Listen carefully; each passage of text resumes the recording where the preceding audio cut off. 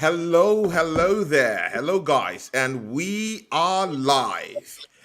Yeah, you're welcome to the Rival Show today. And hey, guys, I got a special guest today. And today's special guest, well, you've seen him in some streams, but he's live right here and right now on Tony Club Gunner TV. And I have this special guest, and his name is Omondi Juma. Omondi Juma, you're welcome to the Rival Show and to the premiere Wow. of Manchester United versus Arsenal. You're welcome, man. How you doing? I, it's an absolute pleasure to be joining you on your show. I've checked out your channel. You guys are doing bits. Welcome to the community of football podcasting. And Yeah, I'm buzzing. I'm buzzing. It's great timing as well. Big up to Bargav yeah, in the channel as well. See, the community yeah. is massive, Tony. Yeah, it is. They will soon pop in very, very soon. How is the weather down there? Okay, so Monday. as you know, we're coming to the end of summer. Always by the last bank holiday weekend in August, after Carnival, the weather starts to take a dive, and the nights get darker. You can feel it. It's a bit colder in the air, but this is football Exactly. weather. We're in the football Yeah, season now. It gets cold. It's it's wet. cold. It's grim.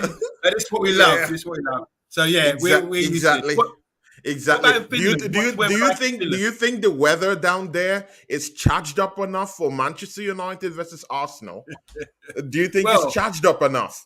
Well, as you know, I'm in London and up north Yeah, in Manchester, 5 hour drive almost, and it's grim up yeah, north. You know, it's grim up there. So the worst weather, it would probably be better for Man United because we're used to it up there. These exactly. soft southerners coming up, they're not very used to cold weather. You know, Arsenal got a reputation of going to Stoke, going to Burnley, going to teams like that, Burnley. and really Yeah, struggling in November, December, those sort of months. You got Eboué wearing his gloves.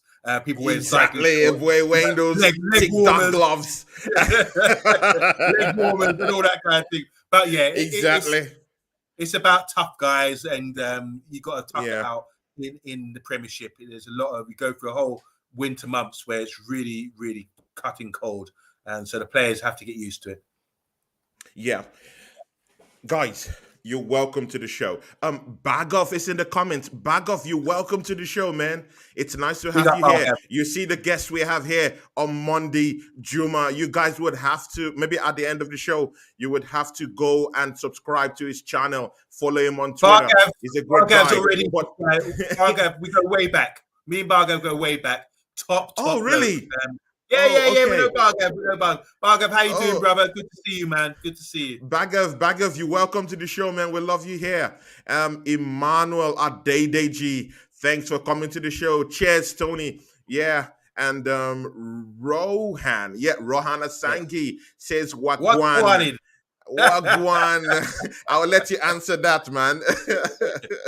Yeah, we're cool, man. Big up Rohan. Yeah, yeah. And then Joy here says, "Hi, everyone. Nice to be here. Thank you very, very much." And this is a very, very special guest I have here. And it's the preview of the Manchester United versus Arsenal match. Okay, I'll just go straight to the point here. This rivalry used to be one of the toughest in the league, dates years back, maybe a decade ago or so. Not now that there's a lot of sugar daddies in the business, and it just kind of like tipped off Arsenal and Manchester United, off balance a little bit. With what is going on with Manchester United, I don't want to call it a project because it's not a system where you guys were not winning titles, and you're now buying a youth team. Right now, Manchester United is mixing it up with the kind of youth you guys have, with this a little bit kind of like older players with lots of experience. Casemiro is a clear example of this project trajectory. Varane is also a good one too. What do you think is Manchester United stand coming into this match with these new players they have? Casemiro, Varane is there. What do you think is going to happen with this set of players? it's not the players for me, it's the system that counts, you know. So I know we brought some new players in. What I would say, just to go back to play, I think if you look at Arsenal squad, what we're told by a lot of Arsenal fans, what we're seeing right now, you've got young players. You had to change your whole ethos when you were signing players because you couldn't get the top players anymore because you weren't qualifying for Champions League football. Maybe that was a Exactly. factor. So you decided to change your idea of how to get players in. You brought players in with resale value. You can give it, and you've got the young players as well coming through the academy as well. So at the moment, you've got Odegaard, someone who's a talented footballer who's got a lot of growth, who's got a high ceiling. You bought Gabriel, 25 years old. Exactly. Most of your players are under 24. So the project, you keep saying project, but the project is come from Arteta over the last couple of years. You can see what they're doing. And I think all Arsenal fans are really excited right now because they're seeing young players, they're seeing academy players, and they're seeing players with growth that they can sit there and watch eye candy football, which you're playing at the moment, and watch them grow together. I call it champagne football. I call it champagne football. Well, it is. It's just champagne football. Yeah, exactly. I mean, long gone are the days. I remember when George Graham used to be in charge, and people used to sing "boring, boring Arsenal." Arsenal. But you would win. You'd win. You'd won your titles under George Graham as well. But now Arsene Wenger's obviously got a new brand of football, and that seems to be your ethos ever since, you know. And now that Arteta understands that because he's played at the club, he's a great addition to the club because he's played there. He knows what is expected, and he's also trained and being a student under Pep as well. So even though he's maybe not qualified, so you see a lot of these players like Lampard, Gerrard, maybe not qualified, hadn't done. They still got a good understanding of what needs to be done, and he's associated with that club. So, but you also have to have balance. And last season, Arsenal fell off a little bit because they didn't have the balance of experience and youth. They had a bit more too much youth and lack of experience. So when it really came down to the crunch games at the end of the season where you could have qualified for fourth, unfortunately, it fell apart because you had injuries. You didn't have the experience sometimes to get you through. Yeah. So big up Robbie Norman. How you doing, sir? So I think with Manchester United, you're welcome, Robbie. You're welcome to the show. Top bloke as well. Yeah. So I think what's happening with Manchester United right now, we've got a new manager in, and that's the most important transfer that we've made. You can talk about Casemiro, you can talk about all these other signings, Martinez, Malacia, but the most important signing was the manager because for 10 years now we've been in the mud. To be honest, we haven't been managed correctly, and it's only when we started losing 5-0 to Liverpool, getting embarrassed. Ole Solskjaer was winging it, cutting people's toenails rather than real hardcore management. And then we had to make the change. And Ralph, for me, is the catalyst of change. Ralph Ranieri came in. He identified what's wrong with the club because he's not just a coach or a manager. He knows he managed all areas of club football. So it's technical director, all these roles he's fulfilled, and he knows how to build a club. Look at the Red Bull project, for example. So Ralph came in, he identified what was wrong, and he picked it out, and he wasn't afraid to pull up people who've been winging it at the club for a long time. And that's the project that's been happening since then. He's got in a manager. We've got a manager who's modern, who knows how to have a style of football, who's got an identity, and who's up to date as well. And what we're seeing now in the first 5 games, we've seen a progression of this game. I know the first 2 games we lost, but it's a learning experience. Since then, I'm really, really satisfied with what I'm seeing. And I'm kind of overqualified because it's like intense. When you do these podcasts and you're breaking down games, doing tactical analysis, everything else, I could talk for days about what we've seen on the pitch, which gives you extra confidence, you know? Extra confidence, right? So the balance of having these experienced players now with the core players that we had, we've filtered out all the poisonous players, the players that weren't on it, that's been identified by Ralph. And now we're at the stage now where it could have been like a free transfer window process to get up to top 4. But now I think we've developed so much in the last few weeks that we are now looking confident enough to get top 4 this season and beat you, this Arsenal Football Club, this Sunday, based on other factors, which we will go into later. Okay, I'll get back to you on that. Actually, Ola of the United family, you're welcome to the show. On Monday is actually your fellow Mancunian. You know, so it's 2 against 1 for the pre-show today. I would just like you to just introduce yourself to Omondi, and let's get this rolling. Yeah, I'm Ola. Like, I'm buzzing. I'm happy we've gotten the 3 wins out of 3, and it's good. Like I've gotten a lot of stick from Anthony and Ryan and the other guys on this platform. I stuck with my manager and I stuck with my team, and it's paying off. We are getting the results, and I hope we can get a result against us now and stop their run of getting 6 wins out of 6. And I Are believe we you can do it. serious? Good. I Okay. believe we can do it. Yeah. Omondi, I'll just go straight to you here. You kind of like shrugged off the idea of calling the rebuilding process, of calling it a project. I really think that when you're a football club and you've basically failed for the past 3, 4, 5 seasons, maybe stretching down to almost a decade, maybe 10 years straight. You've not won a major trophy. I'm talking of the Champions League, the Premiership itself. I think teams need to understand that just call it a failure and know that you're going into a project of changing the entire team and rebuilding it.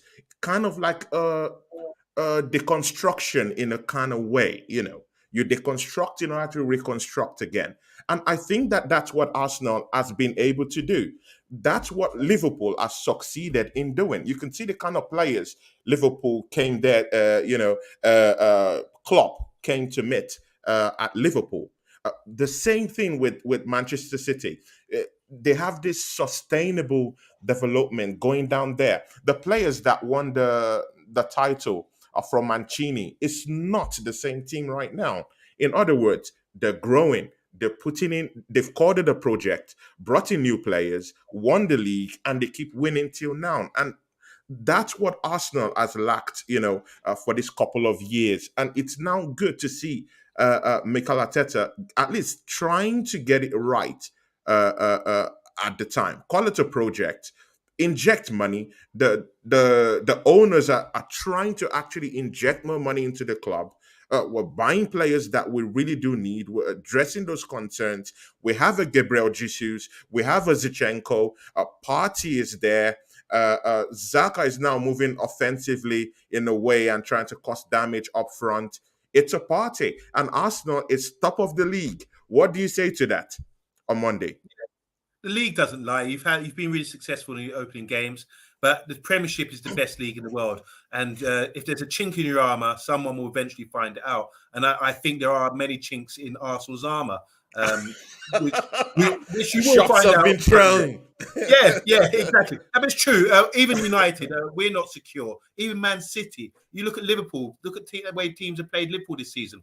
After 7 years of playing the same style of football, suddenly people evolved with all this data analysis and everything else. People find a way to reduce the threat of Liverpool, for example. And we've seen that in the last few games, So it takes a while, but eventually people will get to Pep's style and understand how to neutralize him. So going back, I just think Man United and Arsenal take a bow because we are real football clubs. We've had some really great managers in Arsene Wenger and Fergie. And what they did, they built the football club on stone, not on sand. They built on stone. So we can still fall back on that foundation, as you see with Smith Rowe, with all your Saka, with all these young players coming through.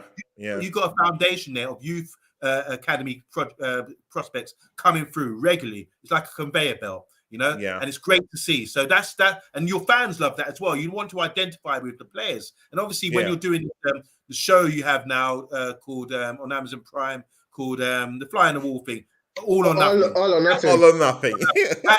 that gives fans a further insight into what's going on to the club, and it makes them feel more associated with the club. We're more associated with certain players. You like Saka now because you think, oh, he's a sweet boy, oh, he's a good boy. Oh, you think someone else, Smith Rowe, might be, oh yeah, he's a road man. I know him. It gives you gives them more identity. Do you understand what I'm saying? So exactly.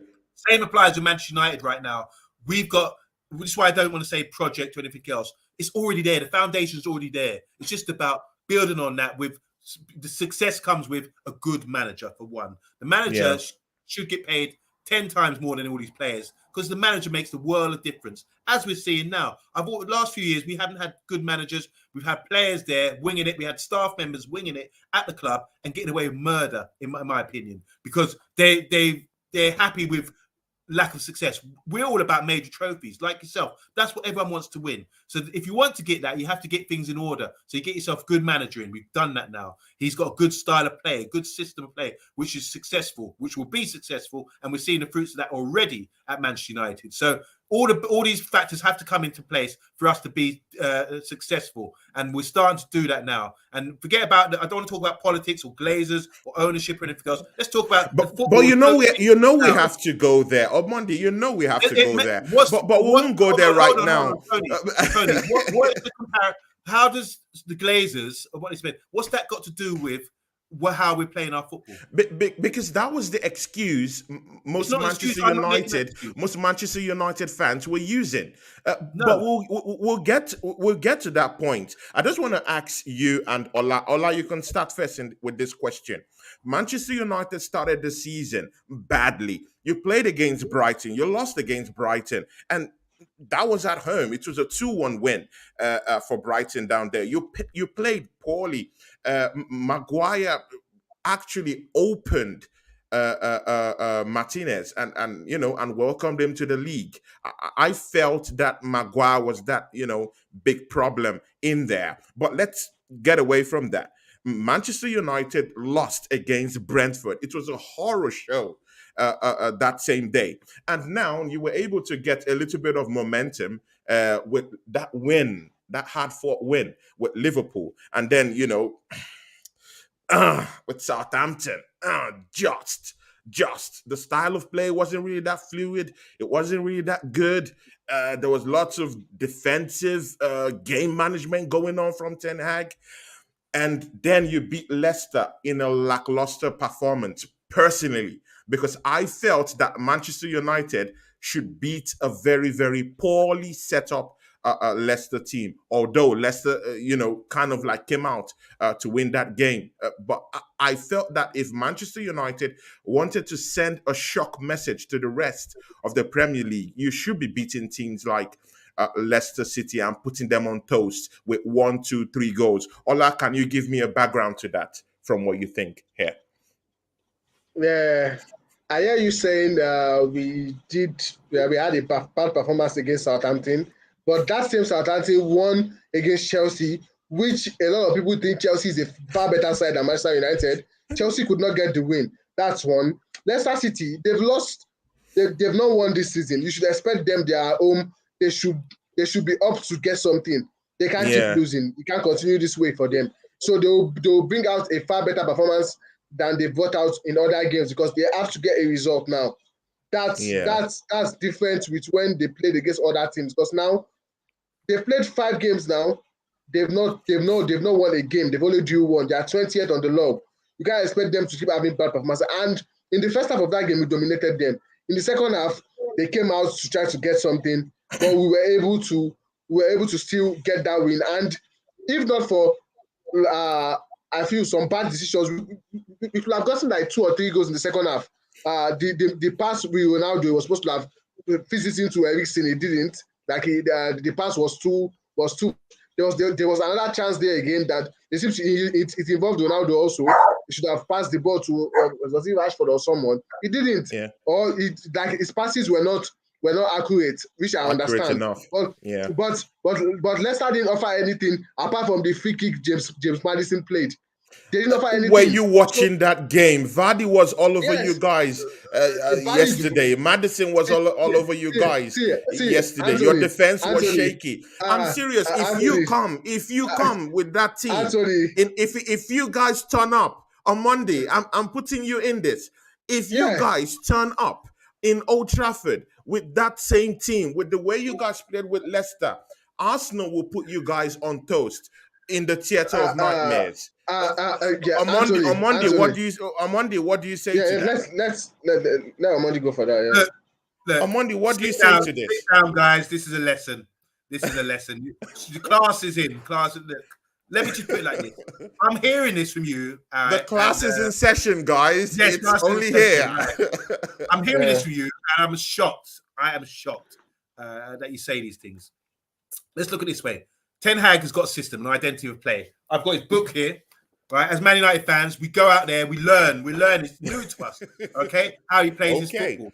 Now we know the Premiership is the toughest league in the world, established. Yeah. So when we come up against Brighton with a good manager, they had a style to beat us, which was to bypass us, play long-winded balls to our fullbacks, which is left-sided, Shaw and Martinez, because everyone was claiming that Martinez is terrible in the air, and they kept bombarding that area there, and they kept what they do. They knew we were going to try and play the ball out from the back, because that's what Ten Hag does. It's in his book. We're not hiding. And what they did, they went man to man, high pressed us, and really rocked us because we couldn't play out. Because De Gea, for one, is not a sweeper keeper. He's got terrible distribution as well. So that's a weakness for us. They exploited us and they beat us. Fair play to them. The next match comes along, which is Brentford. Same thing applied. They played long balls, bypassed us. They good at set pieces as well, and really bullied us. And they had a better attitude than us, and they really roughed us up like that. So then we play Liverpool, and we had 7-8 days to prepare for that. And this is why the coach, I said earlier, the coach is the most important man on the field and should be paid the most money, because in those 7-8 days he had an attitude adjustment for the players. Do you think you played very well in the game against Liverpool? Yes. You guys were lucky. See, I'm very crazy about stats.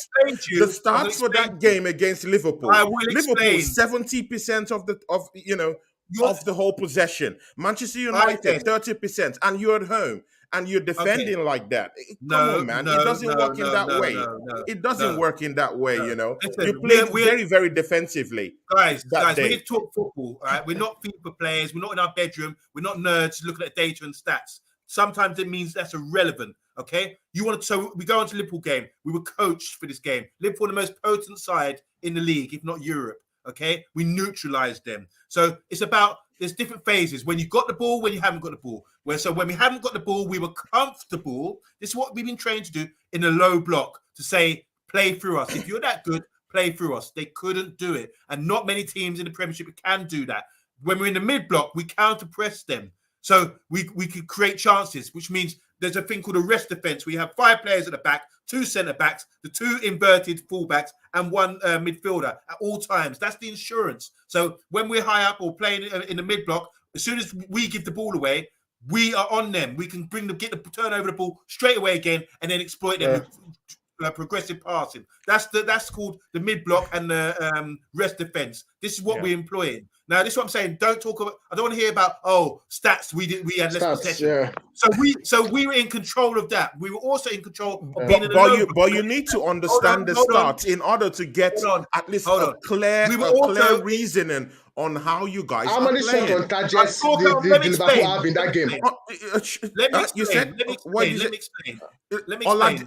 Are you sure you really want to see the statistics of that Liverpool match? How many shots on targets did Liverpool have in that game? Okay, I'll just allow you guys to come. Just let me finish. Can I finish my point? Finish up. Go on. Because you guys are not beating Arsenal come Sunday. You're not beating Arsenal. Hold on. So Liverpool thought we were going to play the ball out from the back. No, we had 7 days to train. We decided to play long balls into the area of their right back, which is Trent, where Trent's always pushing forward, and we exploited them. So once we went the goal up, we were in control, because we can say to them, yeah, come on, try and play through us, because we're compact, we're organized, we shuffle one side to another, and we say, you can't play through us. They didn't create any clear-cut opportunities. And then when we're attacking them, when we're playing high up the pitch, we could exploit them again, because we can actually play football now in their half of the pitch. And we were battling as well. So in every area of play, every phase of play, we were in control. The stats you read is irrelevant. It means nothing. Get your stats and rip them up right now, because it means nothing. We were in control. You heady here. Omondi's on fire. Just like in boxing, when you have a saying called ring generalship in boxing, which means something might not be going on. You might, to the untrained eye, you might not realize things are going on. But the ring generalship is the guy who's controlling the action, and that's what Man United were doing in each phase of play against Liverpool. And the same applied in a beautiful performance against Southampton and a beautiful performance against Leicester. We were in control. Leicester had one good chance, which was a free kick, which is like, if they scored that one, what can you say? So apart from that, they were Barnes didn't get sniffed because he was pinned down by Dalot, who's been turned into a wonderful fullback. Omondi, don't you understand that Leicester team is a poor team right now? They've not They scored 2 goals. They scored every goal. They scored in Yes. every goal this season, and they scored 2 goals against you. But where are they? Where are they on the table? Where are they 5 on the games That table? doesn't No, doesn't where matter are to they us. on the table? Where are they? 5 They're games poor. in. They're bottom. They're They're extremely not poor. poor. They're not poor. They're not a poor side. You will see they still got good players and they still got a good manager. They're not a poor side. It just means they will have to get going. They haven't been able to sign any players. They've lost their goalkeeper. They're not a poor side. This is the same side that won the FA Cup, that won the league 7 years ago. You know what I'm saying? There's a good setup there. They have great training facilities. They're a great little club. So you could say they're a poor side just because they're sitting bottom at the moment. That's talk to me. I'm coming back. Invite me back. I want a summons in a month's time, and we'll see if Leicester's really a poor side because they played pretty well against you. Hey guys, you heard it here first. Omondi is on fire, guys. Guys, go rip his channel apart. Just go there and add him up. Subscribe to his channel. At the end of the show, I will give you his channel. Ola, are you with us online? Okay, Ola is offline for now. Let's take some of this comment here. Emmanuel Adedeji, thank you very much. Is a Chelsea fan. Thanks for that, man. Rohan Asangi here says the United signings are just to distract the fans for one more season. On Monday, what do you have to say about that? I don't like this. What I'm saying. I'm here to talk about the football side of things. That's where I'm qualified to talk. I don't like to talk about the Glazers, whatever. I imagine he's talking about distract the fans from the Glazers issue. All football clubs, since 1992, the Premiership was announced, they allowed these things to happen with football clubs. So let's go back and talk about self-sustainable clubs. Man United could be self-sustainable if they really wanted to. It's just that the football's changed. Since 1992, the Premiership has allowed these big foreign investors to come in and own football clubs. We saw it with Jack Walker. He turned Blackburn into champions in the space of 2-3 years by pumping money in there. So I'm not going to get involved with Glazers, whatever. Glazers, if you look at the stats, they've actually invested a lot of money. We've spent more money than anyone in the last 10 years. Over £1 billion. Over £1 billion. It's over £1 billion.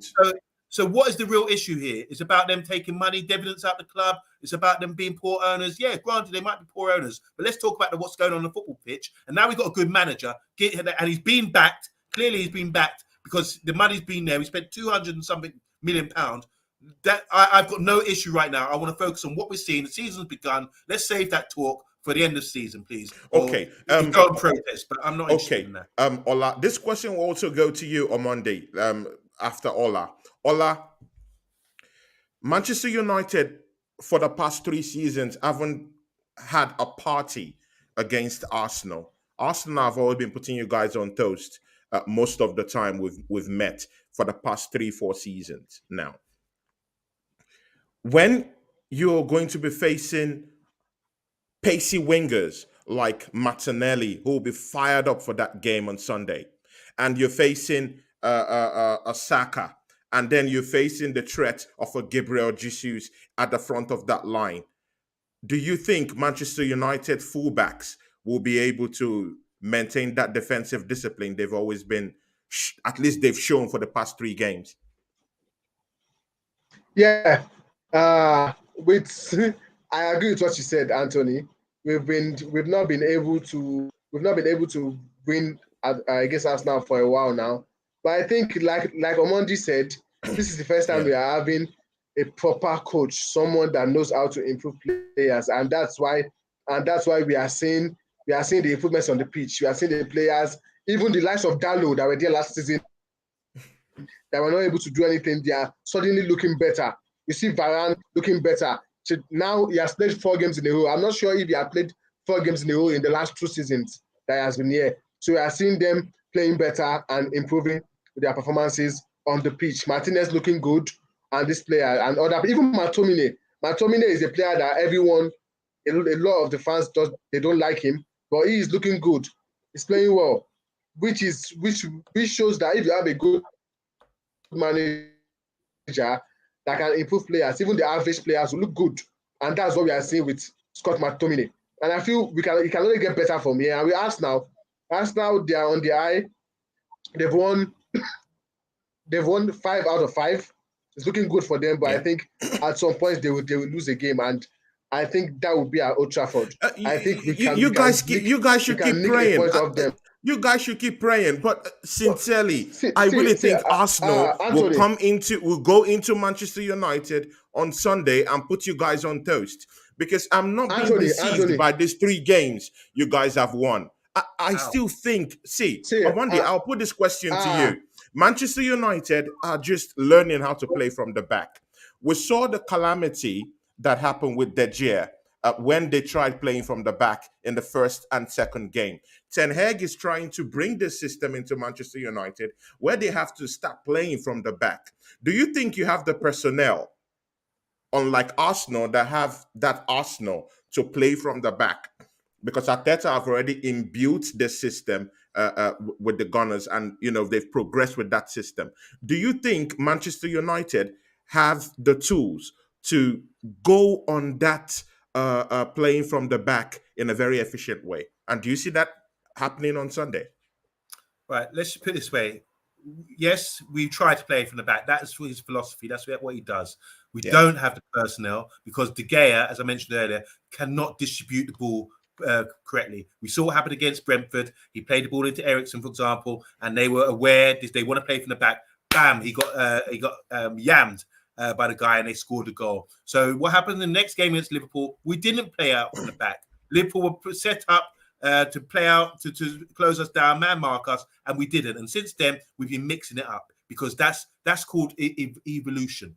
We don't just stick to one thing. The manager, just what's why he's a good coach. So we're not. So I suspect when against Arsenal, who do play out from the back, because they've got a keeper, the personnel in there to do that. Ramsdale's coming. He's been fantastic for you, and he is a modern keeper. He can ping the ball. I've seen him ping balls 2 feet from 60 yards. Like even his diagonals are amazing. When you're playing out from the back, it's usually 2 defenders. But you guys can make the 3. He makes that 3rd defender. He will come out, and that will be your back 3, and that means you outnumber the opposition. Whereas us, we got a man on the goal line, and the other players have to come in with a double pivot and that kind of thing. We can't play single pivot anymore, by the way. We have to play double pivot. But that means that our goalkeeper can't come out and be that 3rd man in the defense to outnumber you guys. Do you understand what I'm saying? So you've got an advantage there. So I imagine we won't engage you, all right, high up the pitch. We might initially in the first 5-10 minutes, but after that, we won't engage you there. Our press is very, very, very organized now. Once you get into a certain area, maybe by the D, so the centre halfway line, we might engage you then and invite you to close us down. But what we would do, we would use our cover shadow. We've got players like Rashford, Sancho, and all these guys who use their cover shadow to sort of bend their runs to block the passing range for you guys to pick out your guys. If you want to push up the pitch and get your fullbacks high up, then if you give the ball away, we will be there to pin these guys in and counter you. And then suddenly your defense is all out of shape. You say that so easily. You've forgotten that we have a truck in that 6-foot+ guy called Saliba. You're talking as if you don't know the caliber of defenders we have right now. We have Gabriel Magalhaes down there in the waiting. We have Ben White, who is informed throughout the season. We have a Gabriel Saliba who is there, a William Saliba who is there, ready to pinpoint any mistakes. You're talking about individuals. I'm serious. I'm serious. How are they working? He's gonna bring the heat. Gabriel was there last season. How are they working as a unit? Ben White was there last season. The only difference. No.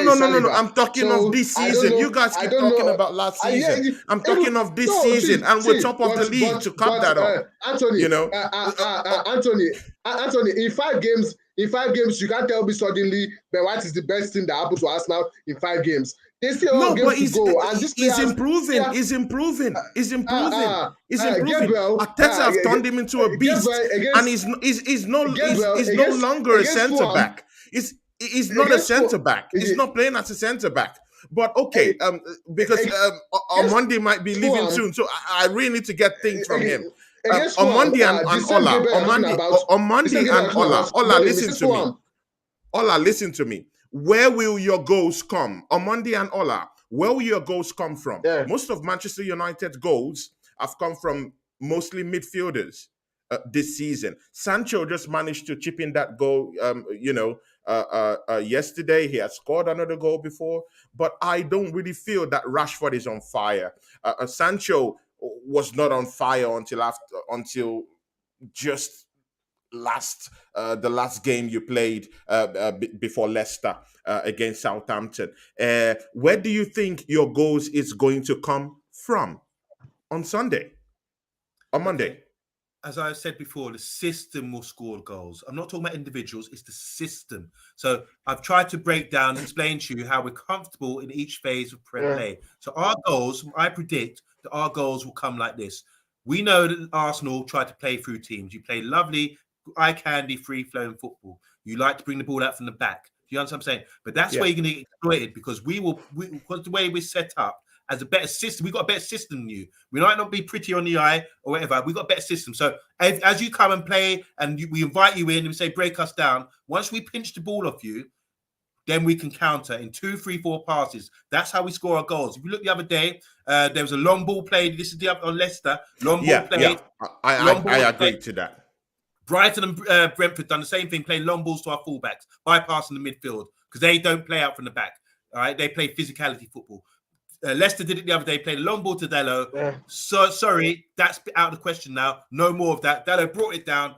Bruno worked into the space on the right wing, played it down the line for him. In 2, 3 passes, Bruno's played it into Rashford because their defense has been split like Moses with the staff. It's opened all up. With the staff, right? You could drive a double-decker bus through the gaps that have been exploited by the quick counter press that we exploited Leicester with.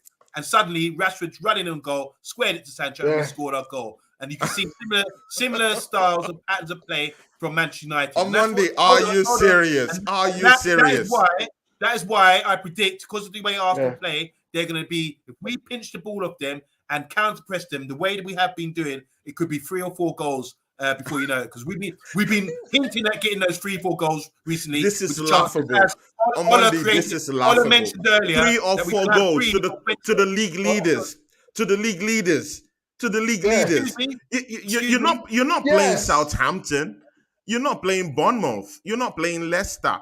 Okay, that even leads me to my next question. On Monday, I love your energy, man. I need you, man. I need to be in your show, man. I need to be in your show. God. We'll talk about that, man. Ola, you will get summons. You will get summons after this. I need to be summoned. I want to be summoned by you because the show needs to go on, you know. Ola, Maguire, who was playing like a headless chicken in your defense, has been taken off by Ten Hag. It takes guts for a manager who just came into a club like Manchester United, seen the captain, says, hey, you're not my man, get out. It takes a lot of guts to do that. But right now, you're playing with your captain on the bench right now. Do you see that causing any fracas with you guys moving forward without a playing captain on board for Manchester United? Like I said, Anthony, we've done a lot of shows together. You know, I've always said at some point, every Ten Hag will have to bench Maguire. I was consistently saying it because I knew Eric Ten Hag is a manager that doesn't care. He has always said you have to earn your spot. You have to earn your spot. You have to perform well to be able to start in his team. And that's why the likes of Varane, Martinez are starting, Malacia, even McTominay. I'm not the biggest fan of McTominay, but so far he has been steady. He has been doing the job he's asked to do in that position very well. And that's why he keeps starting. And the thing for someone like Cristiano Ronaldo to be on the bench, it shows you that that was where I was going to, because right now you have your captain on the bench. You have a player, a club legend like Ronaldo on the bench, is sitting on the bench. Casemiro, who has won lots of Champions League, at least 4 Champions League from Real Madrid, is sitting on the Manchester United bench. Do you think that this is a recipe for a revolt later on? We all know Cristiano Ronaldo. Going forward, do you think it's a cause of fracas? No, I don't think. I don't think it is. I just feel it will make all the players to step up. You have to show more. you have to have if you get 10 minutes to play in a Ten Hag team, you have to show why you deserve to start the next game. You have to show why you deserve Suddenly, Ten Hag is now a big manager. When he was losing the first two games, you guys were calling for his head. And suddenly, you guys, oh my God, I can't believe this. I can't believe this. Anthony, I can't speak for other Manchester United fans, but you know me, and we've been on shows together. I've always backed Ten Hag, and I told you it should take time. It is a process. He can't just come in and change everything. He came in. I would say maybe he was a bit naive. He wanted to play out from the back, but once he discovered that the players he has cannot play out from the back, he switched it up. He told De Gea to keep the ball long. The defenders were steady. Like I said, we've not seen Varane play 4 games in a row. I've not seen Varane play 4 games in a row since when he has been at United. But now he's keeping fit. I heard during the preseason, he created a special program for Varane to make sure he trains separately. And now he's getting the reward because Varane has been fit since the beginning of the season. And now it's 5 games out. See, Anthony, there's one thing we need to understand as United fans that, see, a lot of people want it to be magic. A lot of people want us to come in and we start winning 5-0, 6-0, and they should be playing the Ajax style. This will take time. In the Leicester game, I saw some pattern of play, some movement of the ball that I've not seen in a while. One-touch football. These players trying to knock the ball. You won that game 1-0. What is this? Yes. What is this? Are you guys serious? You won that game 1-0. What do you mean one touch, two touch? Anthony, this is incredible. Okay. Anthony, wait. On Monday. Are you serious? One touch, two touch. How? Anthony, in what way? Anthony, are you watching the same game I was watching? I want to give you an example. The Arsenal, ManUnited fans are delusional. The Arsenal versus Fulham game. Wait, now, Anthony, calm down now. The Arsenal versus Fulham game. Arsenal dominated that game, but they had to come back from 1 goal down to win 2-1 in that game. That 2-1 score doesn't show the weight and the level of performance Arsenal put into that game. Arsenal played Fulham off the park in the first half. They almost killed Fulham, but so sometimes, like, we as United fans, we watch this game more because we are seeing some things that other rival fans don't see. Because you guys are just about the result. We want to see the performance level improve, which we are seeing. I think it should get better against Arsenal because Arsenal game should be more opened, it should be more fluid because it's a big team you are playing against, and our counter attack can work effectively against Arsenal, and might end up getting 3 to 4 goals against Arsenal, like Omondi said. Are you see? What are you people smoking up there in Manchester? Okay. On Monday, I'll have to bring you down here. On Monday. Manchester United is facing Arsenal on Sunday. Where do you see the key battles on Sunday? Where will be the heat map in that game on Sunday? Like I say, the key battle for us, I think we've got to understand, I'm not here to disrespect Arsenal. I think they're a fantastic footballing side, and you should be proud of what they're doing right now. They're really achieving a lot. 5 in a row is massive. We lost 3 in a row last season at the start of the season. So you play free-flowing football. Where I think we've got to watch out for, which is I'm really confident about, is the fullbacks, our fullbacks, picking up Martinelli. Dalot versus Martinelli. We've got Malacia against Saka. Now, this is going to be, for me, that's going to be the key battle because Arsenal are expansive team. They get a lot of rotations in those positions. So you're going to have to be on point, have a lot of communication. So my thing is, what I've seen lately, we had Dalot against Barnes at Leicester the other day. He didn't give him a sniff, He's still in his pocket right now, That's how bad it was. And so I think the same is going to apply. Martinelli's a different caliber, though. He's really on form at the moment. He can cut inside. He can do a lot. He's quick as well. He's spacey, speedy. He could dribble. What we've seen from Dalot, Dalot's going to go with him. If Martinelli comes inside his own half trying to pick up the ball, Dalot will be there right on his back and pinning him in.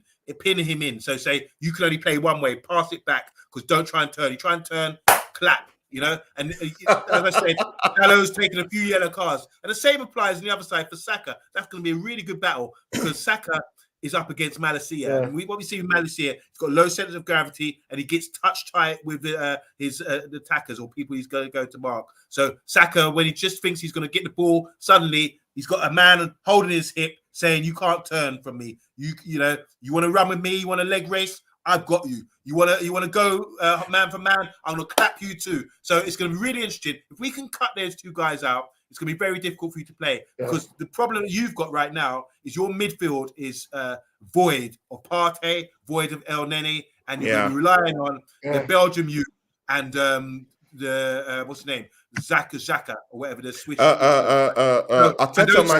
Arteta might just turn it up a bit and bring in Vieira. Vieira could get his first shake up in the team. In the center midfield. I think it's possible because we have injuries. Because in some quarters, I'm also hearing that Odegaard is carrying an injury also. Yeah. So Vieira might get the nod for the team. And mind you, El Neni is also injured too. All the way down. Once you're talking like this, talk about it. I'm not putting a question to you. You talk about it, right? Because you're picking up, you're boasting up, your chest is taking up the whole screen because you swell up because you're top of the league. How are you going to manage without these midfielders?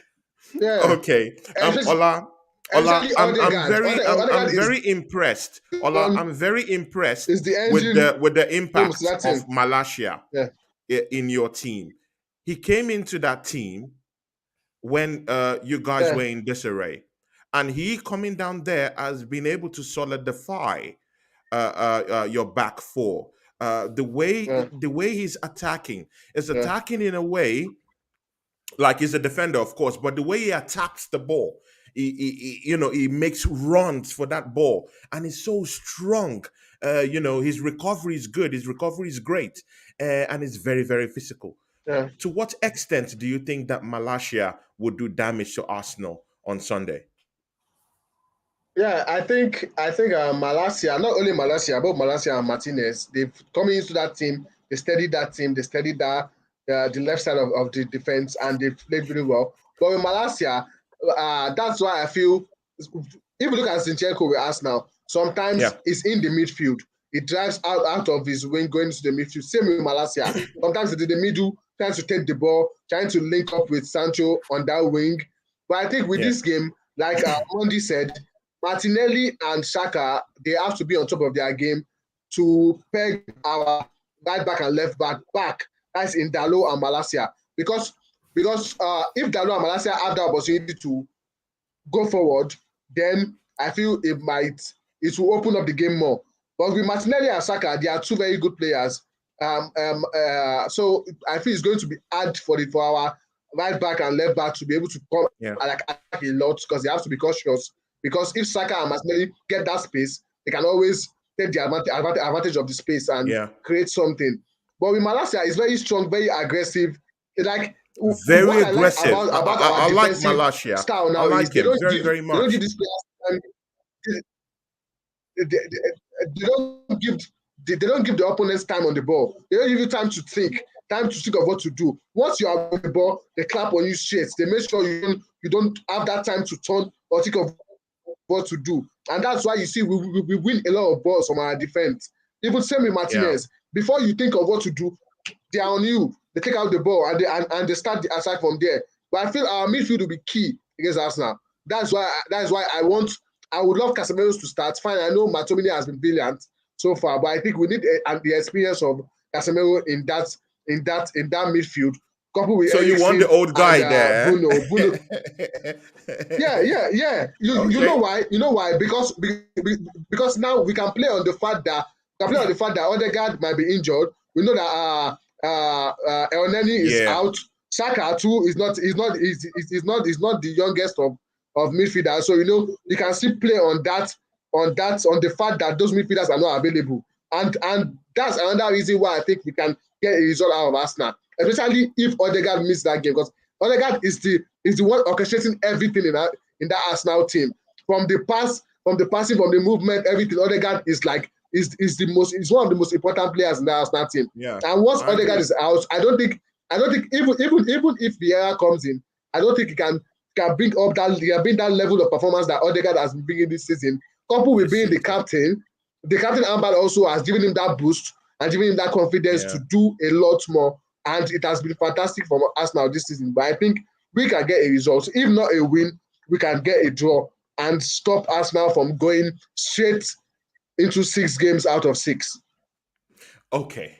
On Monday, um, as we've seen Ten Hag's games sometimes, there's been a period where he pushed Ericsson into that false nine position, playing around that position. Do you see the same thing happening on Sunday? Do you think there will be No, any similarity of something like that happening?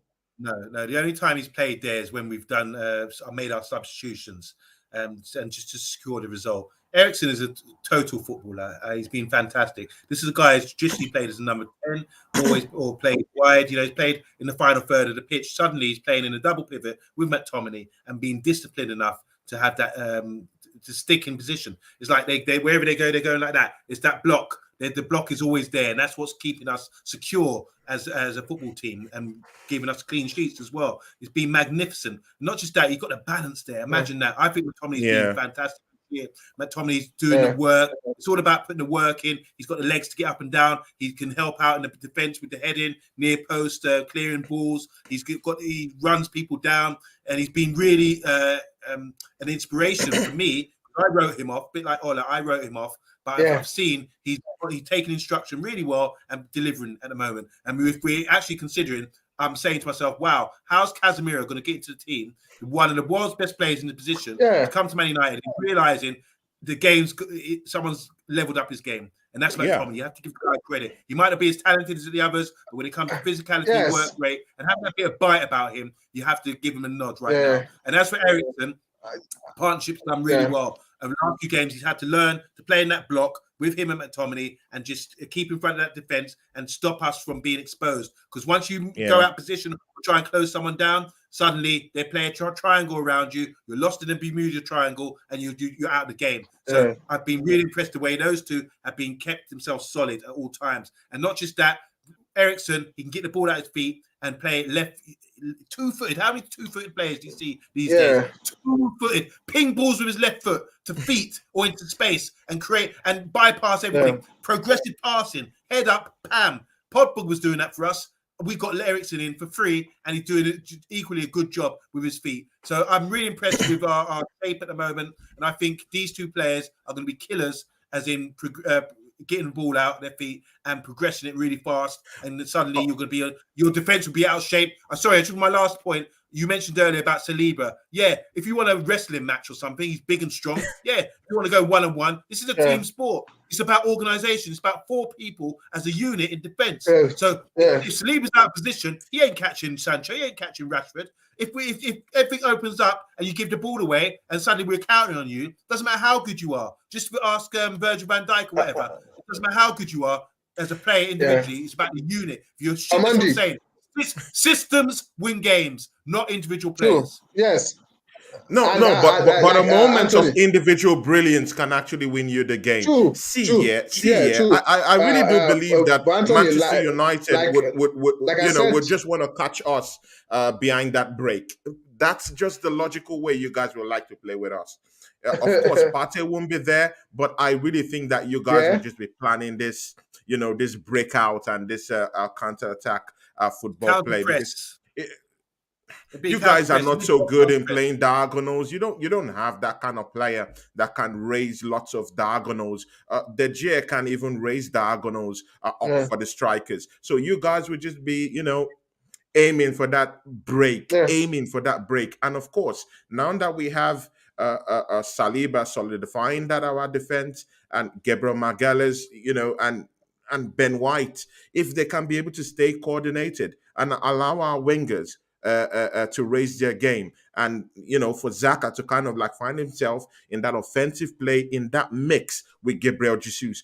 But this fight against Gabriel Jesus versus Martinez will be something to watch on Sunday. I really think that there will be this rivalry with this Argentinian and this Brazilian South American rivalry, up there in that game on Sunday. See, Manchester United versus Arsenal would show the level to which these teams really are right now. I think this game is coming at a very, very good time. It will really Good determine a time. lot. I really don't see Manchester United. I don't really see you guys like claiming that big chip on your shoulders because you just played Leicester City. You just played a Southampton team. I don't really think this team, I think they'll be battling relegation this season.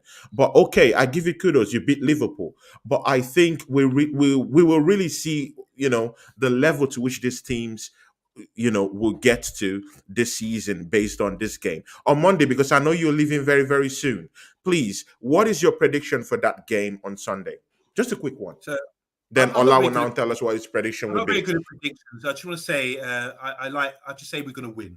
I think we can win by 3-0. The reason I say Oh 3-0 my because God. we've won 2 games, successful games at 1-0, keeping a clean sheet, being conservative. We've got that insurance at the back. The team is the shape, everything's working well. And as Ola was saying earlier, I just want to say, Ola, big up, man, because we're on the same page with a lot of things you're saying. I totally agree with, you're seeing things perfectly the way I do.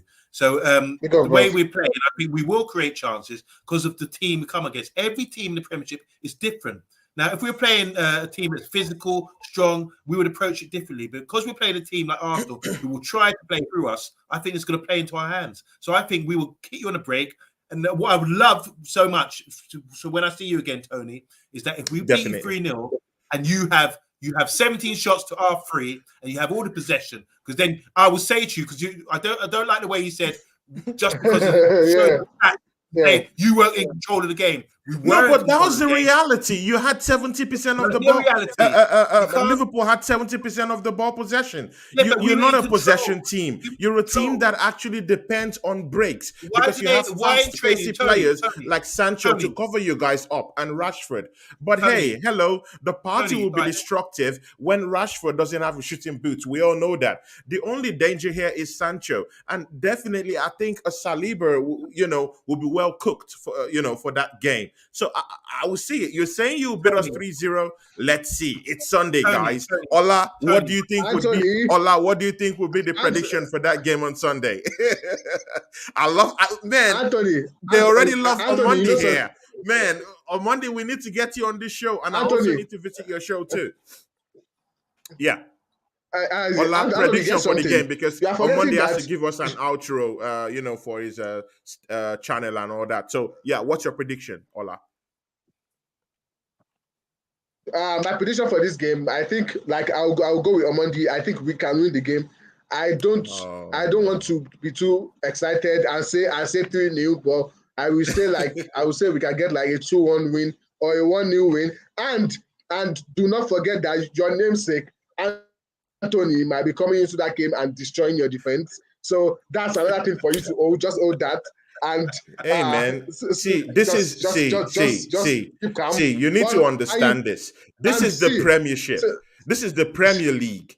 This yeah, is you're not playing Voldemort and AZ Alkmaar. yeah, Come on, man. You're playing the true. Arsenal. You're playing Chelsea Football Club. You're playing The, Manchester City. This the is not Arsenal, AZ Alkmaar and the Arsenal PSV have been Eindhoven. shit.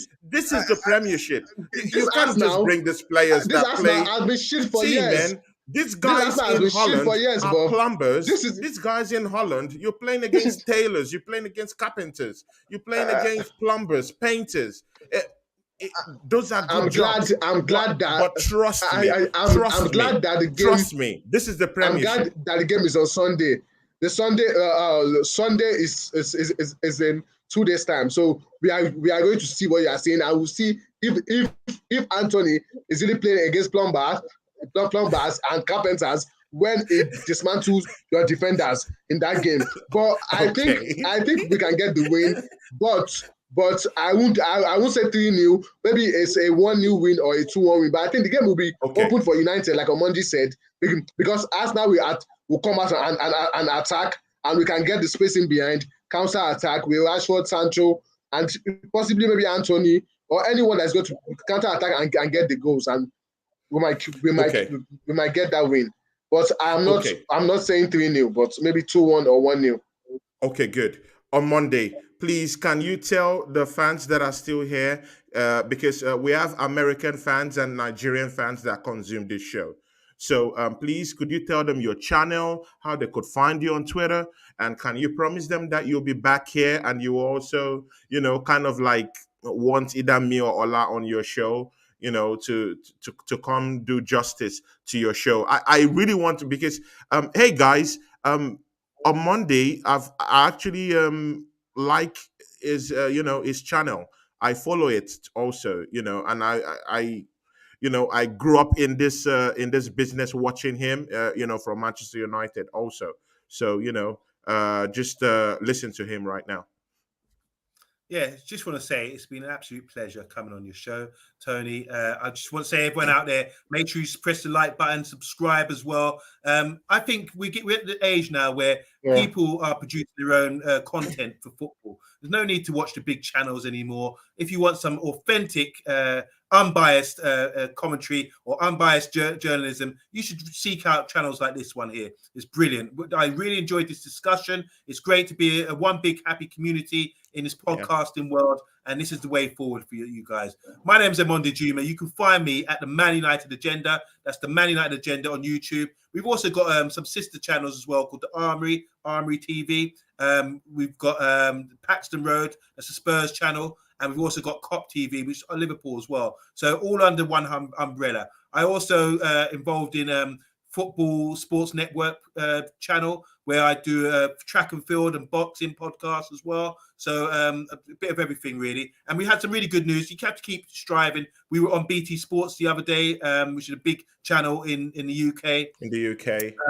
We had a little feature there where they featured us, what we're doing. So get out there, guys. Do it. Just make sure you support people. No need for envy or jealousy or things like that. Get behind people, support them. I've just met Tony recently. We're going to go, we're a partnership now. We're going to go all the way and we're going to become brothers, or cousins. Same with Ola as well. That's the way forward, guys. It's all about positivity and supporting one another. No hate, there's no hateration in this station, at all, as we say. So big up to you all, you guys. I have to sign out. I apologize. Yeah, thank you very much, Omondi. I'll talk to you backstage.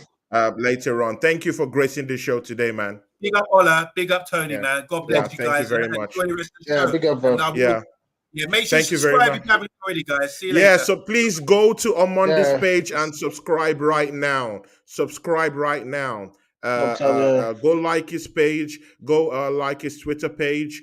Subscribe to his YouTube page also. He's a great guy. And thank you, Omondi, for coming to the show. Ola will resume our our rival show. Ola, tell me. When do you really think that Arsenal poses any threat for you on Sunday? Where do you see any threat on Sunday coming from Arsenal? Objectively, where do you think that Arsenal will bring the heat from? Yeah, I think. See, Anthony. Let's look at the Liverpool game. No one gave us a chance against Liverpool, and we got the win. Not like I'm comparing Arsenal to Liverpool because Liverpool they've not started the season well. Yeah. But at the same time, this is a football match. Now, the Arsenal team that started the season pretty well. Now injuries are already setting in. They're already moving. They're already missing Thomas Partey and any now maybe Odegaard. These things are things that happen in football that disrupt your plan. That like the plan of the manager and how fluid the team is and the team has been going. So I feel in football you can't really predict what's going to happen. And that is why I don't really do predictions, because I think I might predict we will win and the game starts and we get a red card, or we get an injury to a key player, then everything changes from there. But I think coming into this game, Arsenal 5 out of 5. We in the last 3 games, we've got the performances might not have been the best, but I think at some point the performances will start to improve. And in this big game, sometimes that's where you kick on. That's where the performances starts getting better. But Arsenal just have to be on top of their game. Unless if they slack and they make any silly error, United will capitalize on it. And once United get that win, it will give us more confidence. And once Arsenal lose that game, it will reduce their confidence going They are forward to the confident. other game. Yeah, So exactly. it's a little bit somehow for both teams. So we both need to get a result, or yes, get a result, or get a draw, and share the points instead. I Because don't want to anyone that draw loses this against game Manchester is to United. damper, I don't want to draw is against to Manchester damper. United. Yeah. I should be beating Okay. Manchester So United if I'm serious for the Anthony, in Anthony, if lifting you don't that want the title. draw, We should be beating teams like if you don't Manchester want the United. draw, if you don't want the draw, then I feel you will get the loss because because the same way you are feeling, that's the same way United fans are feeling. We I need to feel get it something too, out right? of this game, and I think we can. It's a big game. You can't Yeah, really you can't really predict these games. Anything can happen. The Liverpool game was a testament that anything can happen in the Premier League. anything can And happen. Yeah, exactly. once you rise teams off, they can come up and perform because now everyone has seen Arsenal as the favourite. And in football, shockers happen. Things happen. Getting the win in that game and shock the world, and that will be Yeah. 4 wins on a bounce and take. Yeah. Emmanuel Adedeji, top boss, Chelsea boss. Man, thanks for this super chat. Thanks, bro. Thanks, man. Thanks for dropping Yeah, this thanks. this token of kindness, bro. God bless you. God bless your family and bless everyone around you. Yeah. Bless your job. More money to you, bro. Um Bag off. Bag off, please. You've been a big brother already. Thank you. Thank you. Thank you for supporting this channel. Bag off. We love you here, man. Please always come visit our show. Thank you for this super chat. $5. Thank you very, very much. And God bless you, man. We'll keep giving you great content and great fire in everything that we do. Thanks, man. Ola, since you've already predicted that Manchester United might win Arsenal, by 2 goals to 1, uh, where exactly do Yeah. you really see the Yeah. battle in that match? Because I asked Omondi. Omondi told me where the battle lies, but where do you personally think that battle lies? I think it might be the battle of the midfield because Arsenal are missing a lot of midfielders now. I think with the likes of maybe Casemiro coming in, Masomini has Yeah, been brilliant so far this season. Ericsson, Fernandez, they might be able to take control of that midfield because I feel defensively Arsenal has been solid, and in the last 3 games, Manchester United too, they've been solid with Varane, Martinez, Malacia, and Dalot. So I think the midfield yeah, will be a very good concern. Attacking wise, Arsenal are they'll be far better than United attacking. But I think yeah. if we can capture that midfield and take the midfield away from us now, then we can use the counter attack and exploit the defense. Like Exploit that. it. See, Yeah, there's a reason why I say Saliba, Gabriel, Ben White, Tierney, or Zicheko. They've been good. They've been fantastic this season. But we saw the mistake Gabriel made against Mitrovic. You can see that there's still errors will still come up.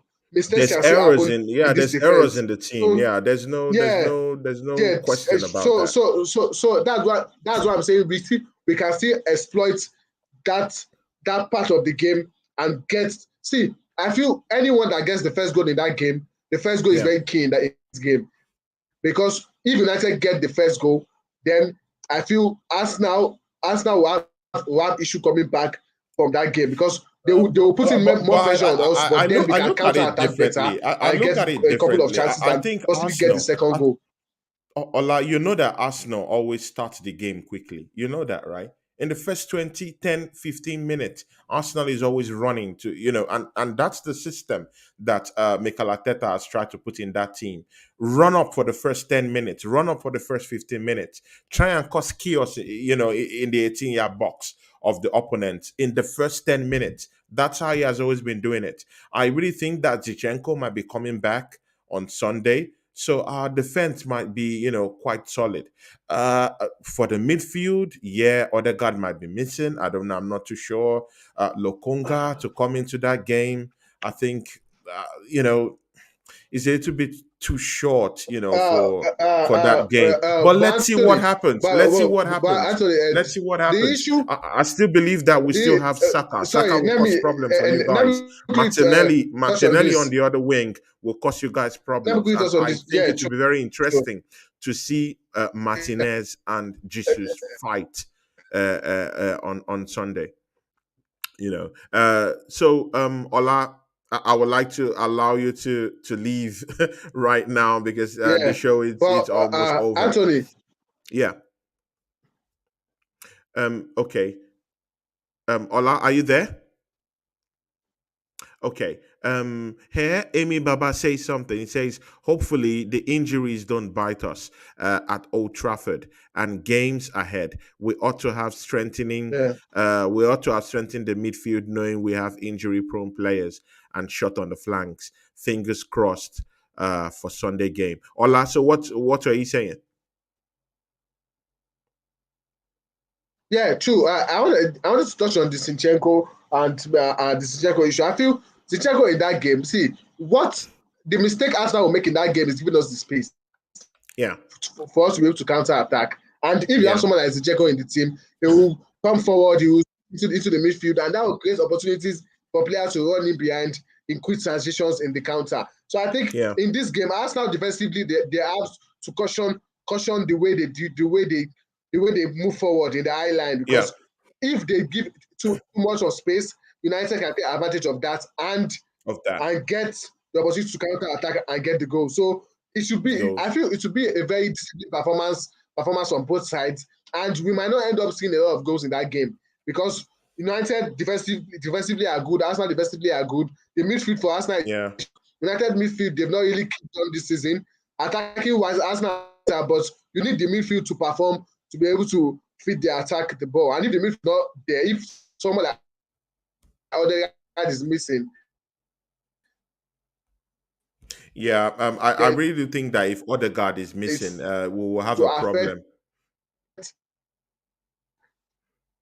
Yeah, Arsenal it, attacking it basically might play in affect us that anyway. game. I think it will Yeah, be a very interesting.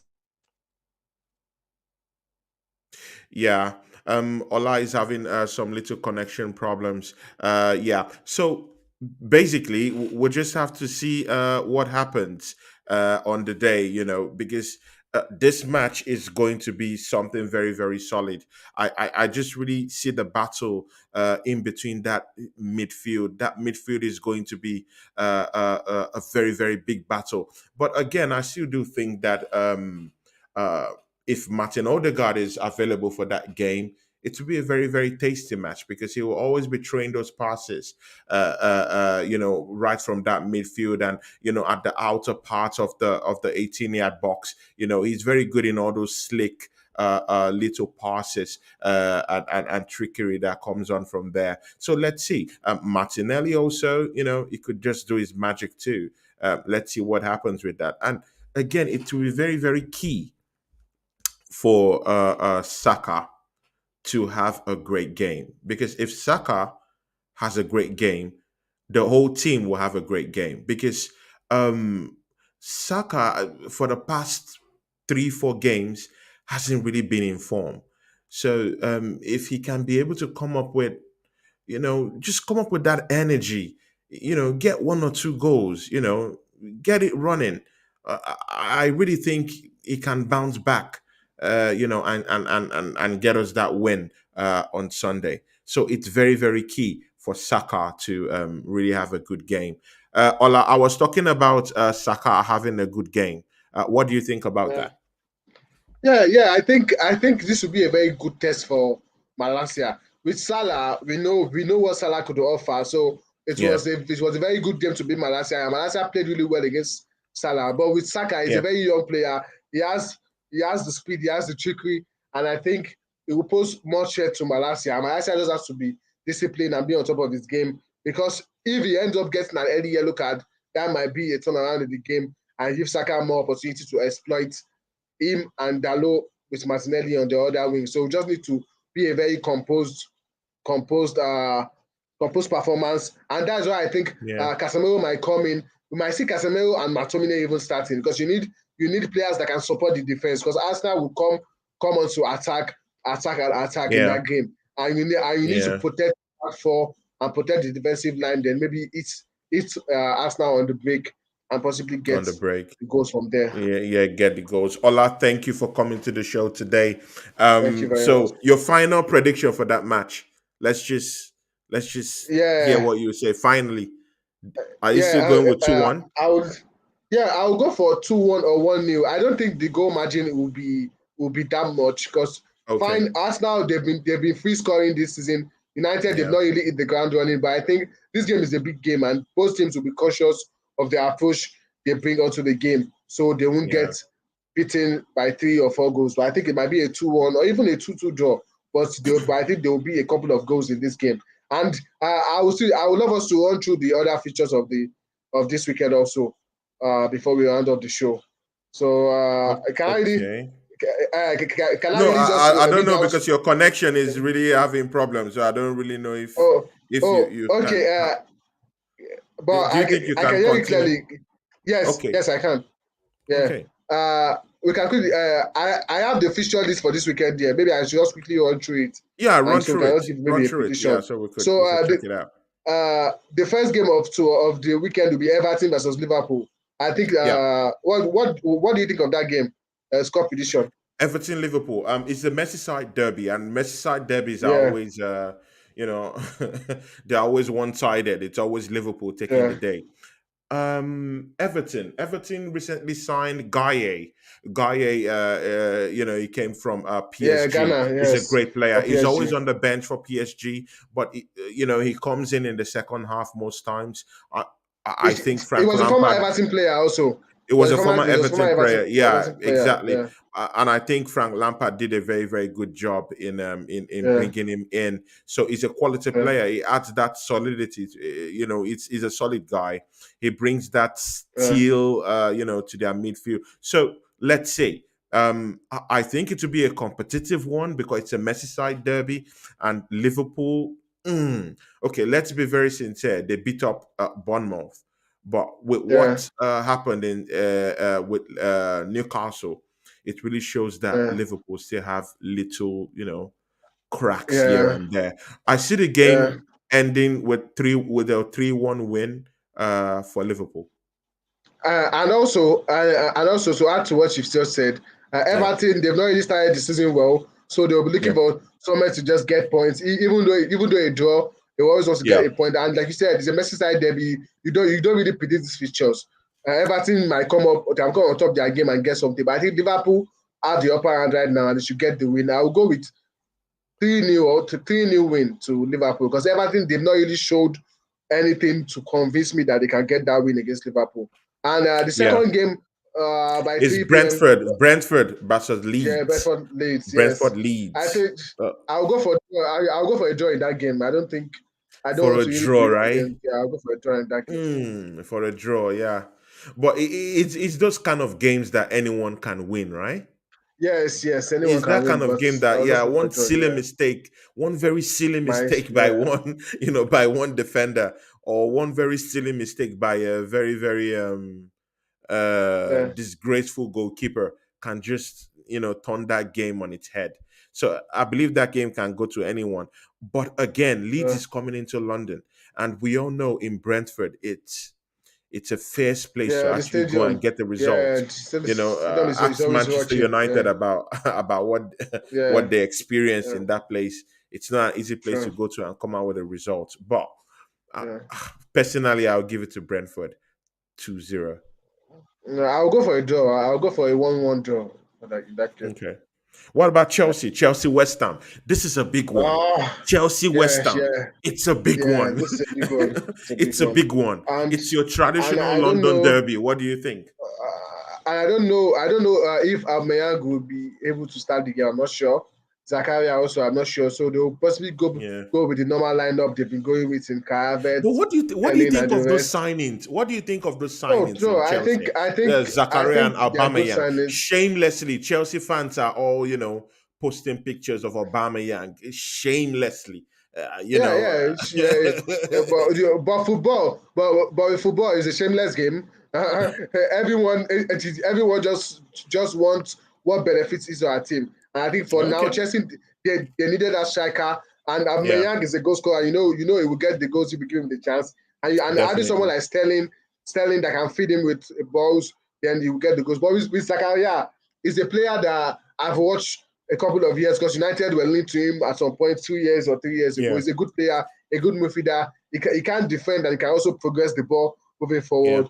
I think it's a good addition for them. It's better than having nothing. Now, we can't say being injured, Jorginho not being really on top of his Yeah, game. on So top you of need his game. someone there that can come in and do a job. And I think Zakaria is someone that can I do a need job. Chelsea to lose that game. I need Chelsea, even in But my but prediction, I but want Chelsea to lose that game. They have to because see, this top four opponents, I need them to all lose points. I need Chelsea to lose points. I don't really think Aubameyang would be back for that game. It's too early for him to come to that game. Zakaria is also too early. N'Golo Kante is injured. Sterling might have a cameo.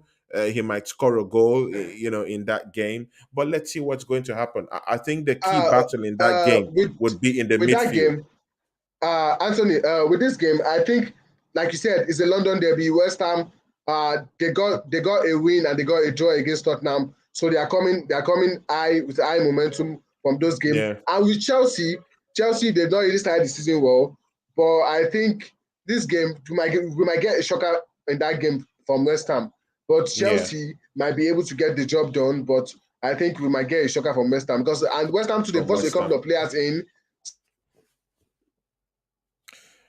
Yeah, yeah. West Ham they brought in Paqueta from Olympic And Lyon. yes, Yeah, yeah, and I think they can get something from that game, even from though that it's game. just a draw. Get something from the game. What about Newcastle? Newcastle versus Crystal Palace. Where do you see that game ending? Yeah, Zaha has yeah. an injury, so Zaha will not be playing on the day. I love But of that. course, they still I have good love. players. They still have Andre. Are you is still there? Eze is still running up through the midfield and crossing in lots of diagonals. So, what do you think? How do you think that game will end? I love. I also want that Ola, game because it's two very good side yeah, in Crystal Palace and Newcastle. They play yeah, fantastic football. You like it like it's a game you will enjoy. For anyone that's fit to watch that game, give it a watch.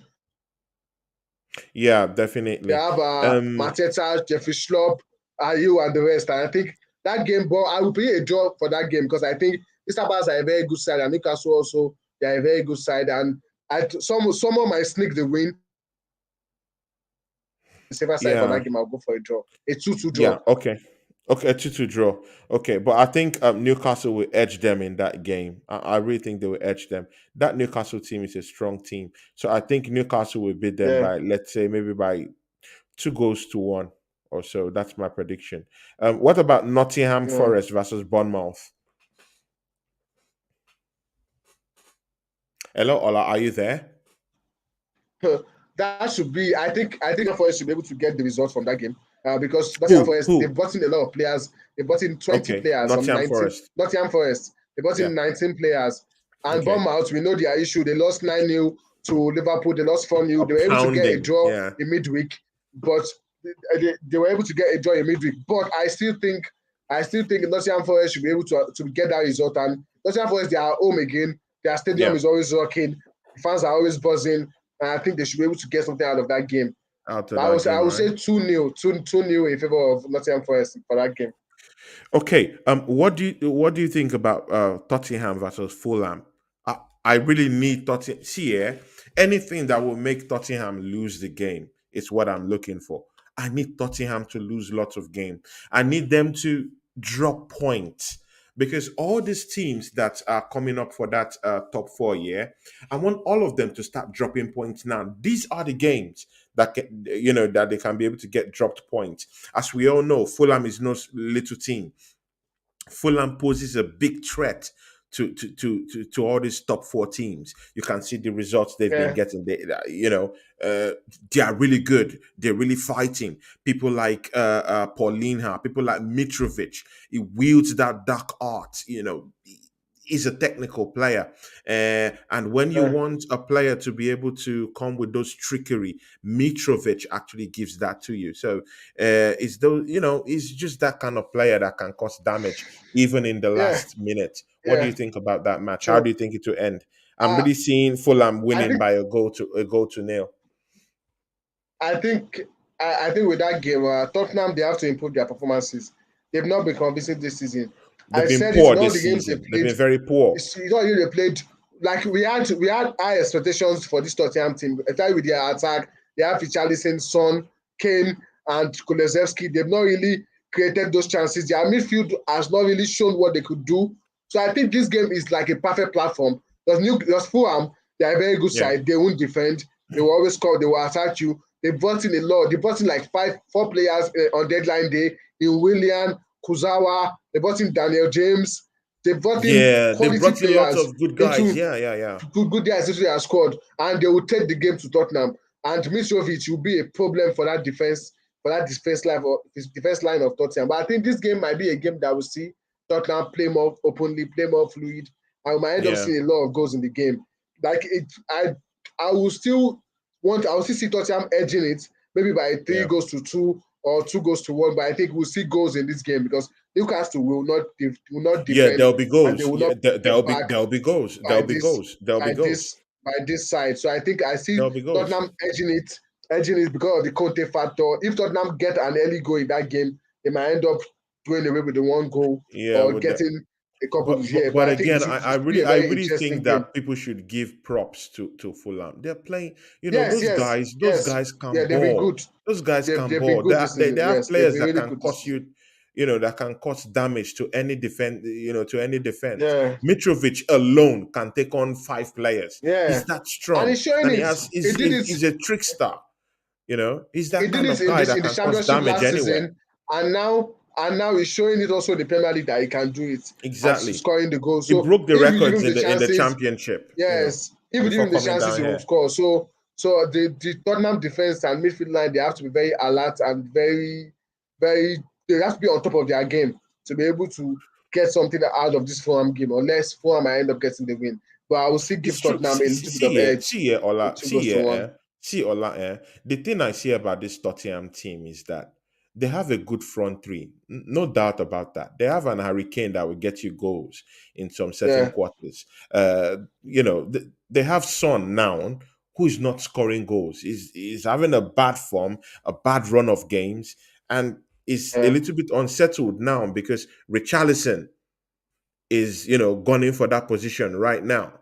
yeah, Kulusevski is okay, but these guys are not pumping in goals, so they are only feeding off the goals of Hurricane. So what happens when Hurricane stops scoring, yeah, or what happens when a defender yeah. gets the number of Hurricane? Then what happens? So I I, I, think they are really I really would love to see. exposed. I would love to see. I, I, I would love to see Richarlison starting in this game because I think Son has been really poor, and I love what Conte is trying to do.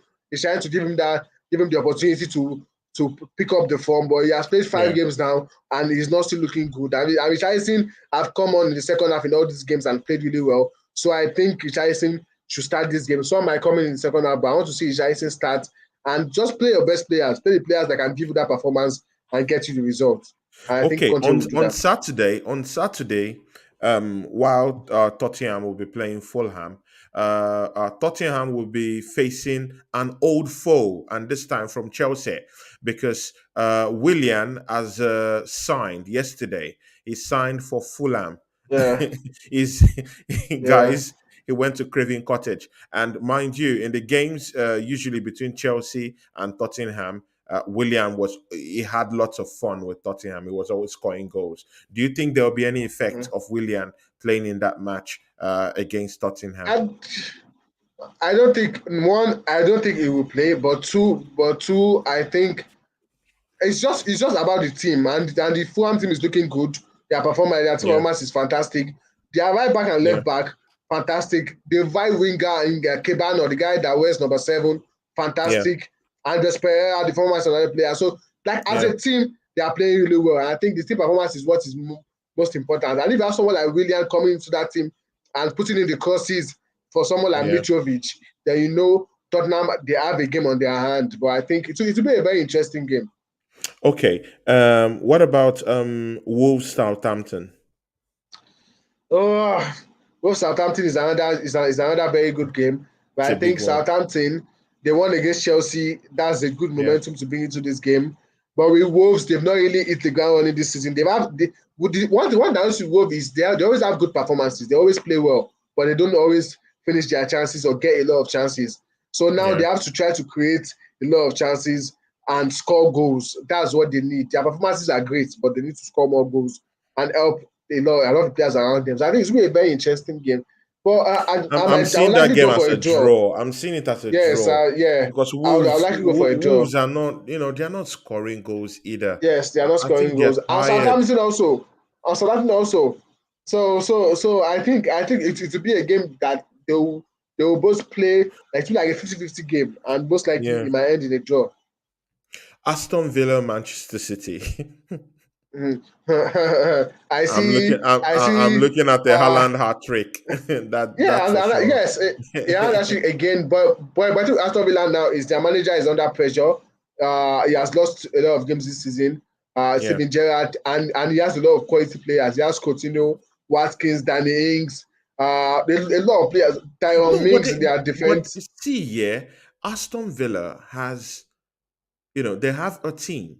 They have a team that Yeah, can cause damage to any team. You can see for what they any did team, against yeah, Arsenal. They came out to play, yeah, even if they knew that they were going to lose that game still. yeah, But, they came out to play. They're a positive team.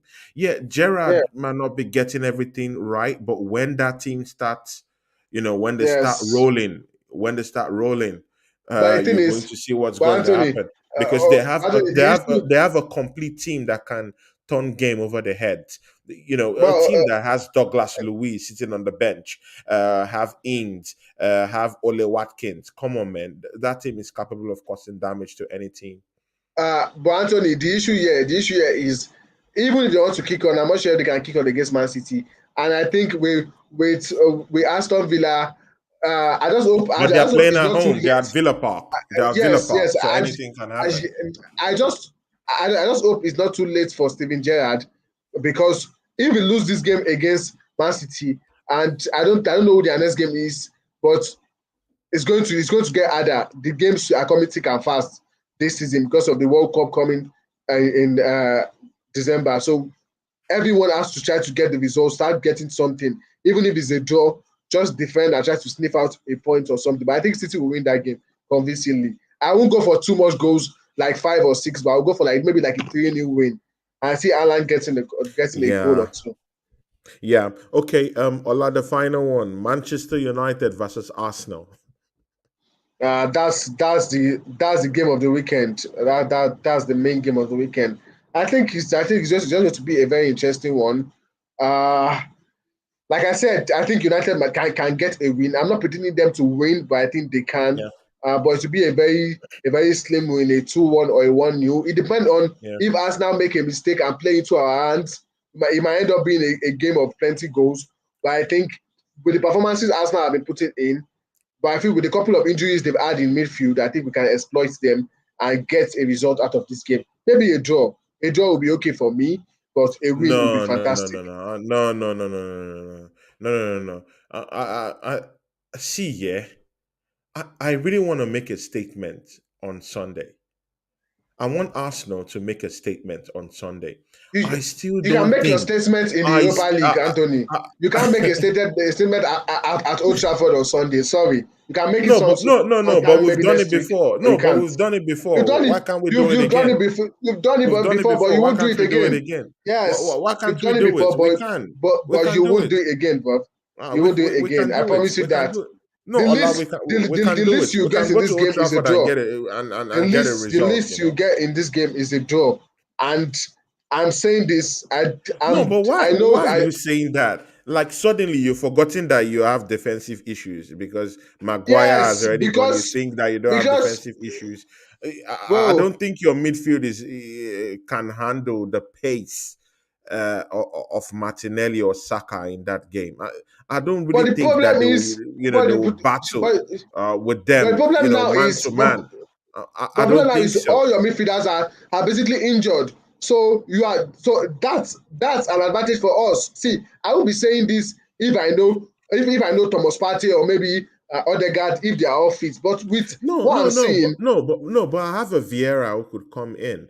I have an Emil but Smith Rowe, yeah, and Emil you Smith Rowe have has scored against Manchester United. you We have a still have Vieira who can come midfielders. in, but Vieira is new to the Premier League. He hasn't played any game, so this It will be his doesn't first matter. game. It doesn't matter. Throwing He's a good. He was a throwing good player for Vieira, Porto.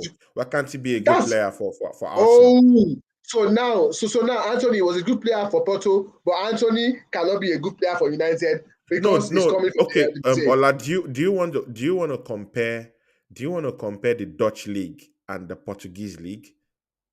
How many teams are Do, in the Portuguese league? Sporting Lisbon and Porto. That's all. That's all. Sporting Lisbon and what Porto. That's what all. about In Benfica? eh, What about Benfica? okay, okay, that's 3 teams, right? Who else? Who else? That's the Okay, truth. Who else? So, but okay. I think this game What will be a about very FC? open game, What and about FC and it Porto? will be yeah. Now you said okay, it came from Porto, Yeah. Benfica, and Sporting. Those are the 3 main teams in there. But no, but apart from that, a good player is a good player, Yeah. and he can come into that team and play well. But the fact is, Hmm. this game, I think this game is be very opened, and it will be a game to enjoy on Sunday. And the best team or the team with the best statistics and the best performance will win that game on Sunday. Yeah, but I'm not going for a draw. I'm going for a win. I'm going for a win. Yeah, Arsenal needs you to go for a win win that for game. Arsenal, We and need to I will win go for that a win game. for United. Manchester So United will not be the one to stop us. anyone We need to win that game anyone that because wins the I need game, us to make a statement. we'll I need come us to back make a here. We'll come statement on back here Sunday. next week. Say, Anthony, this game is on Sunday. We'll play the game. After the game, we'll come back here.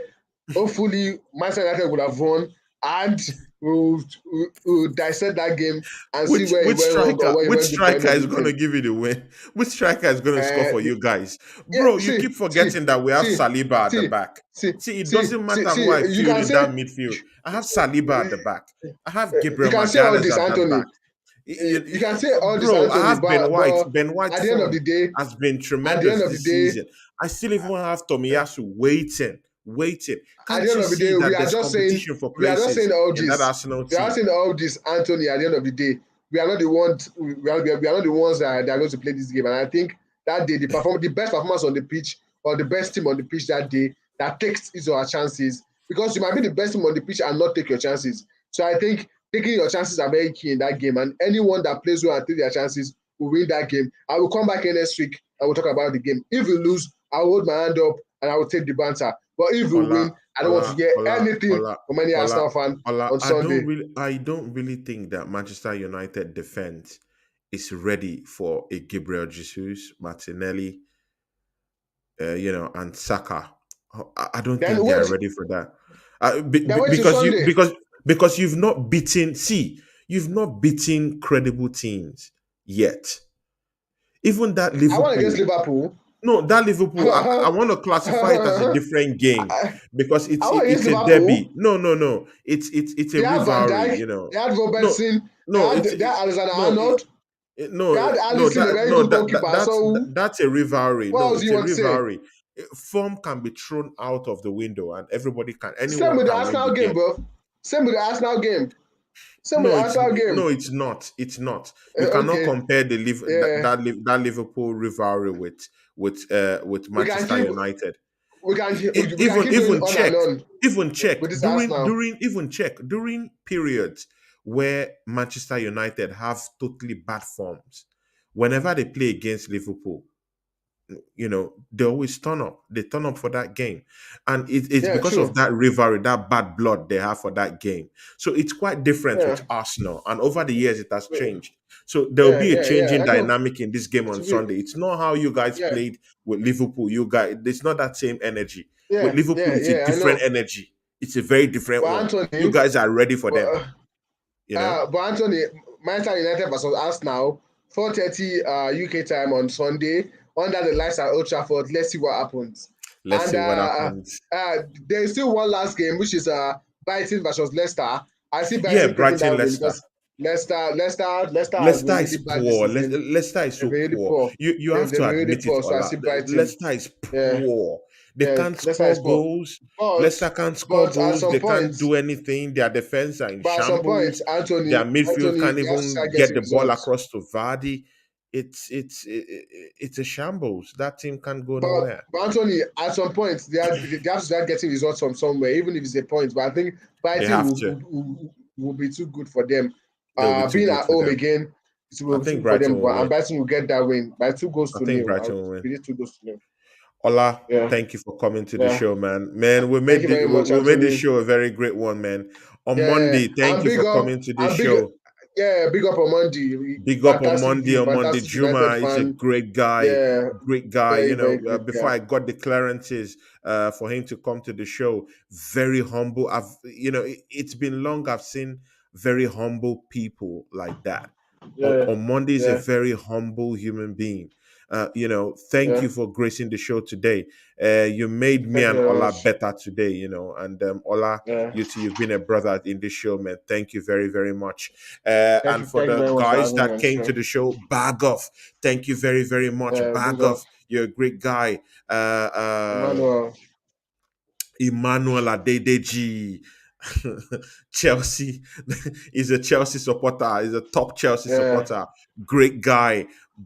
More blessings to you. Amy Baba, more big up, blessings to you. guys. These guys, they are buzzing. Tony Tony Gerrard also. Gerrard, he loves our Yeah, show. Great guy. yeah. Ogbeni Good Ogbeni one. Ridwan, more blessings to you, my brother. You guys.